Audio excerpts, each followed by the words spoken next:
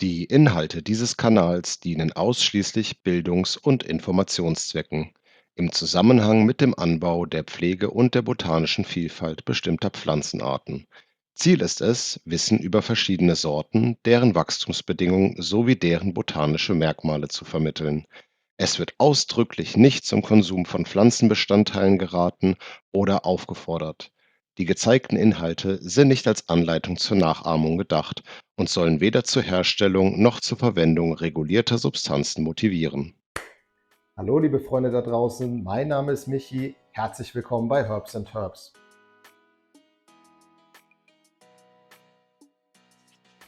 Und bei vielen von euch da draußen muss ich mich aufrichtig entschuldigen für das letzte Hin und Her mit meinem Video.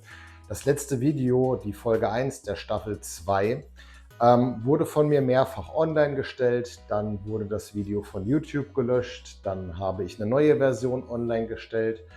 Die wurde von YouTube auf FSK 18 gesetzt. Ich habe das Video wieder zurückgenommen, habe es wieder bearbeitet und habe es jetzt in der jetzigen Form dann wieder hochgeladen. Das hat bestimmt zu Recht zu Verwirrung geführt und es tut mir wirklich leid und ich hoffe, dass ich das in der Zukunft nicht mehr so handhaben muss. Hintergrund ist einfach der, ihr habt es auch bei anderen Kanälen mitbekommen, die FSK-Regelungen von YouTube, die haben die Daumenschrauben angezogen und nun werden wirklich zahlreich viele Videos, die sich mit unseren Lieblingspflanzen beschäftigen, eben FSK 18 geratet, was per se erstmal nicht schlimm ist, da ich finde, dass Jugendschutz auch wirklich eine sehr tolle Sache ist und dass YouTube hier auch ihren Aufgaben natürlich auch nachkommt. Ich versuche natürlich, so gut es geht, mit den Inhalten, die ich produziere, auch dem Jugendschutz gerecht zu werden. Hier auf meinem Kanal, auch nochmal für euch da draußen, geht es wirklich nur um den Anbau. Mir geht es um die verschiedenen Sorten dieser wunderbaren Pflanze und einfach Erfahrungen damit zu sammeln. Was gibt es für Unterschiede? Was sind so die Eigenarten? Und ich rate jedem nochmal ganz strikt von dem Konsum von irgendwelchen Pflanzenbestandteilen ab. Ja, aber was passiert, wenn so ein Video FSK 18 geratet wird? Dann sieht man es einmal natürlich nur, wenn man sich auch bei YouTube angemeldet hat. Heißt, man hat seine Personalien dahinterlegt und YouTube weiß auch garantiert, dass man 18 ist, um diese Inhalte zu sehen. Aber es bedeutet eben auch, dass das Video einfach nicht vorgeschlagen wird. Das heißt, es wird geshadowbanned und dieses Video bekommt einfach keine Klickzahlen. Es kann dann sein, dass ein Video von mir, was über 2000 Aufrufe normalerweise bekommt, eben nur bei 100 oder bei 200 Aufrufen bekommt. Und das ist einfach wirklich sau schwierig, damit einen erfolgreichen YouTube-Kanal aufzubauen. Und ich hoffe, ihr seht es uns allen momentan nach, dass wir gerade arg am Überlegen sind und am Machen sind, wie wir eben unsere Videos so bearbeitet bekommen, damit so viele Leute da draußen wie möglich das sehen können. Wie gesagt, tut mir leid für das Hin und Her und ich hoffe, dass ich das in der Zukunft abstellen kann. Gut, aber nun, eine weitere Woche ist vergangen in der Staffel 2. Wir haben hier in diesem Zelt von Spider Pharma die Ruku Kuku OG und in diesem Zelt von Mars Hydro die Gorilla Glue No. 4, beide Sorten von Seedstockers. Und ich habe im ersten Video beim Zeigen der Saatgutherstellerseite etwas über die Sorten erzählt. Leider musste ich diesen Teil komplett rausschneiden und das Ganze hole ich jetzt letztendlich mit einem Blick auf die gekeimten Pflanzen nochmal nach, dass ich zu jeder Sorte ein bisschen was erzähle. Denn es ist mir einfach schon wichtig, wie gesagt, in diesem Channel geht es ja um die Pflanzen an sich und die verschiedenen Genetiken und da sollte man natürlich auch die Ausgangslage ein bisschen dazu kennen. Also gucken wir uns die nochmal im Detail an. Und ich habe natürlich wieder Gäste bekommen hier im Keller, die gucken wir uns auch nochmal an und was ich gegen diese ungebotenen Gäste mache. Und ich habe ein kleines Experiment gestartet bezüglich der Bodenfeuchteüberwachung. Da habe ich mir neue Geräte gekauft, finde ich super spannend, gucken wir uns auch in diesem Video an. Also dranbleiben. Also nun, dann fangen wir doch auch mal mit der ersten Sorte hier an. Wir befinden uns jetzt gerade im Spider Pharma Zelt. Und in dem Spider Pharma Zelt halte ich aktuell eine Luftfeuchtigkeit von 70%, bei einer Temperatur von so 24 Grad Celsius aktuell. Und die Lampe habe ich jetzt gerade so eingestellt, ich habe da so ein Schema, das blende ich eben mal hier ein, dass wir eben bei einer DLI von 16 ungefähr sind. In der ppfD für 18 Stunden entspricht das in etwa 250 ppfD. Die Pflanze, die ist jetzt seit einer Woche am Licht, ja, und entwickelt sich erstmal prächtig. Steht hier in dem Topf mit einer ganz normalen Anzuchterde. Und wie schon gesagt, jetzt hier in dem Spider-Farmer-Zelt haben wir die Rukukuku OG von Seedstockers. Und das ist eine Sativa-lastige Sorte mit der Genetik von einer OG Kush und einer Tangy. OG Kush hatten wir ja in unserer Staffel 1 im Mars Hydro-Zelt stehen. Eine wirklich wunderschöne Pflanze, die wirklich super, super tolle Blüten hatte. Und eben die Tangy, eine Sorte, die ich noch nicht angebaut habe, aber die schon lange, lange, lange auf meiner Liste steht und die wir uns mit Sicherheit auch mal angucken werden. Finde ich auf jeden Fall super, super spannend. Der Wirkstoffgehalt von der Rukukuku OG soll sehr hoch sein, also bis zu 30%. Ob ich das erreichen werde, wollen wir dann mal schauen. Wir werden natürlich im Anschluss das Material auch mal testen lassen. Also da werde ich wieder eine NIR-Messung durchführen lassen und dann schauen wir doch mal, wie nah wir an diese 30% Wirkstoff drankommen.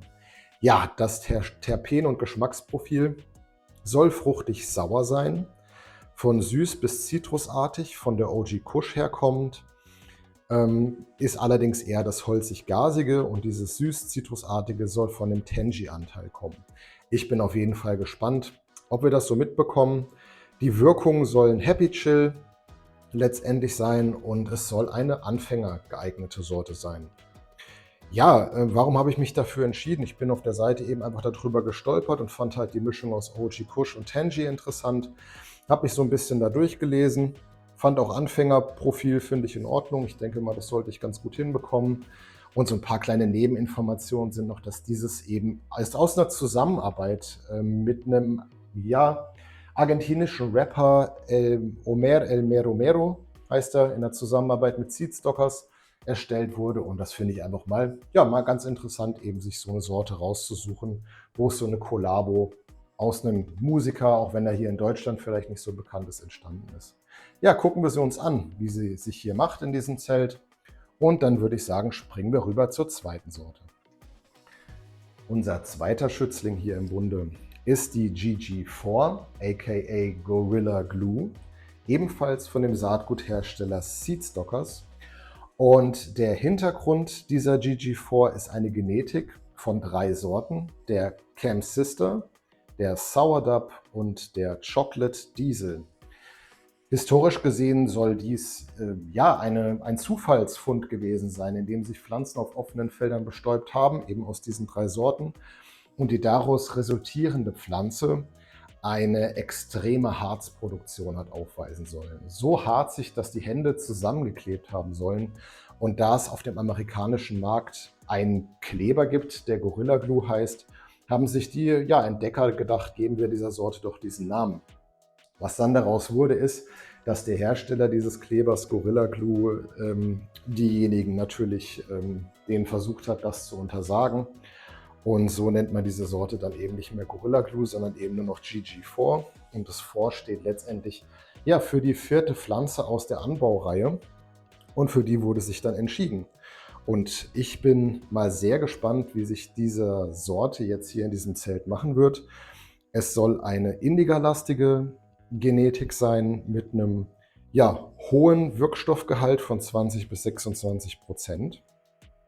Auch hier natürlich werden wir im Abschluss dann eine Messung machen, sollte dieser Grow erfolgreich sein. Geschmacklich soll das Ganze erdig sauer sein, was eher an eine dunkle Schokolade oder auch an Kaffee erinnern soll. Also auch das mal finde ich sehr spannend, mal so als Kontrast zu den ganzen zitrischen Sorten, die ich bisher in den Zelten hatte.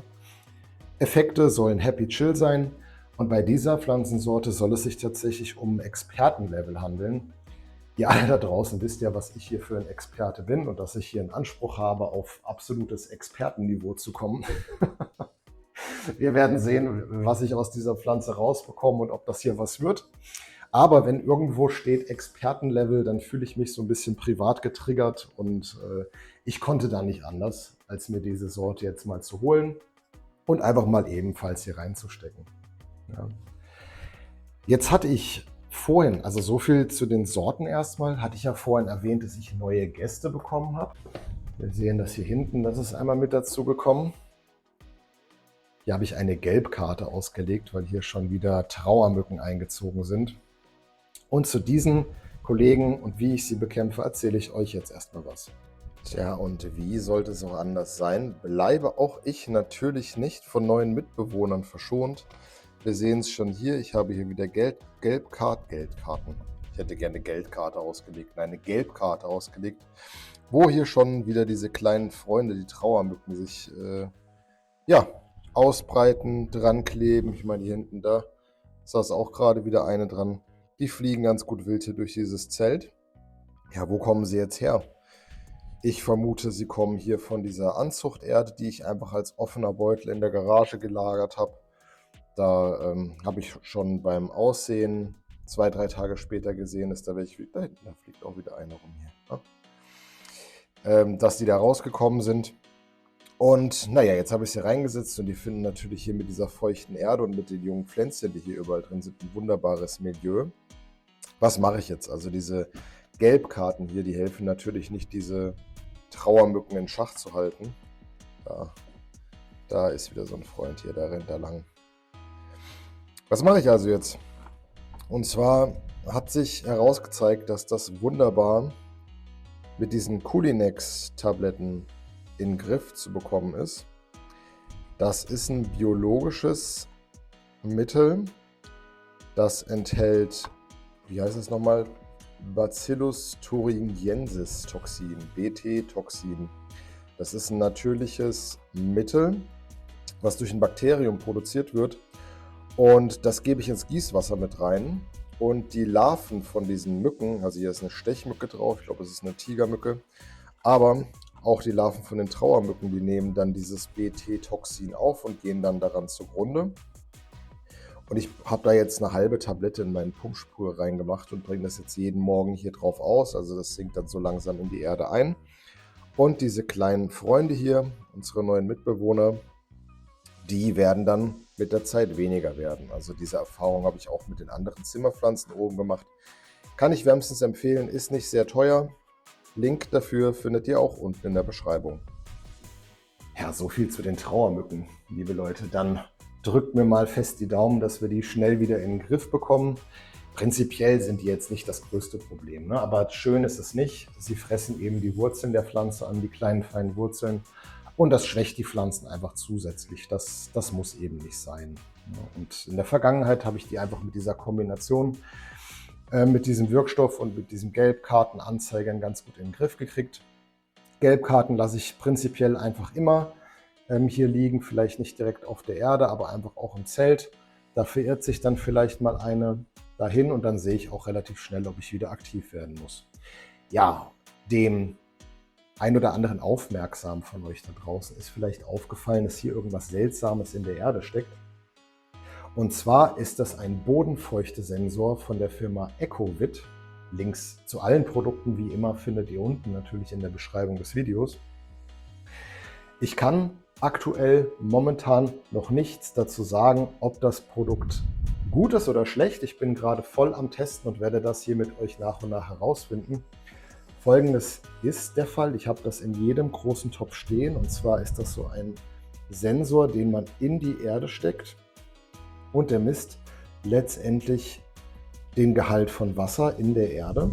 Das ist hier dann immer so ein bisschen fest und überträgt dann die Prozentfeuchte an ein Gerät, an so einen Hub, und an diesen Hub, der ist mit dem WLAN verbunden und der kann bis zu 8 von diesen Bodefeuchtenmessgeräten aufnehmen, die Werte, und an mein Smartphone senden. Und wie das Ganze dann auf dem Smartphone aussieht, das schauen wir uns jetzt gerade hier einmal an. Denn hier sehen wir einmal die Prozentanzeigen, ja, der einzelnen Sensoren, in welcher Erde sie stecken. Und wir können natürlich durch das einfache Anklicken hier auf den Graphen und auch die Profile des Tages anzeigen, wie weit die Bodenfeuchte zugenommen bzw. abgenommen hat. Man sieht auch hier ganz schön an den Ausschlägen nach oben. Ich habe nämlich heute zweimal mit Komposttee gegossen und da sieht man richtig schön, wie das dann ansteigt in der Bodenfeuchte und wie es dann langsam abnimmt, weil sich die Flüssigkeit natürlich im Boden verteilt. Ja, wie gesagt, ich muss meine Erfahrung erstmal damit sammeln. Ich versuche das Ganze, ich habe gehört, dass es so 50 bis 60% ein ganz guter Bereich sein soll für die Pflanzen, und hoffe auch, dass das für die Erde funktioniert. Ich werde jetzt immer gucken, dass ich in diesem Bereich bleibe. Wir haben die Töpfe ja beziehungsweise auf diesen Selbstbewässerungsstationen stehen, was eine ganz gute Grundversorgung für die Erde ist. Aber Vertrauen ist gut, Kontrolle ist besser. Und deswegen möchte ich mir einfach mal anschauen, wie sich so die Erde verhält im Laufe von so einem Grow. Und ich denke mal, das ist doch immer das Beste, wenn man das auch irgendwie digital messen kann. Ein Anheben von den Stofftöpfen ist einfach nicht so praktisch. Wir haben jetzt mittlerweile hier 50 Liter feuchte Erde und das geht in der Position auf jeden Fall ganz gut aufs Kreuz. Also muss ich kreativ werden. Was ich da für eine Lösung finde, ja, viele von euch benutzen Tensiometer. Ich wollte jetzt einfach mal einen anderen Weg gehen. Wir werden sehen, ob ich damit auf die Schnauze falle oder ob das vielleicht auch eine gute Möglichkeit ist. So, meine lieben Freunde, das soll es jetzt auch erstmal gewesen sein. Ja, gibt ja momentan auch noch nicht so viel zu sehen. Die Pflänzchen sind jetzt erstmal dabei, ihre Kräfte zu sammeln mit ihren kleinen Primärblättern. Und dann hoffen wir mal, dass es dann in vielleicht in einer, vielleicht 2 Wochen mehr zu berichten gibt. Und ich schaue mal, ob ich die Videos dann vielleicht anders gestalte, ob ich dann vielleicht wöchentlich nur die Rokukuku OG zeige und in der nächsten Woche dann mehr auf die Gorilla Glue eingehen werde. Ihr könnt mir doch auch gerne auch einfach mal in die Kommentare schreiben, was ihr lieber hättet, ob ihr beide Pflanzen in einem Video hättet oder ob ich die Reihe lieber voneinander trennen soll. Schreibt es mir in die Kommentare, liebe Leute. Wenn ihr das gesehen habt, wenn es euch gefällt, was ich hier mache, lasst gerne ein Like, ein Abo da. Ihr wisst doch Bescheid. Ja? Und ansonsten wünsche ich euch eine schöne Zeit, schönes Wochenende, seid lieb zueinander. Bis bald, euer Michi.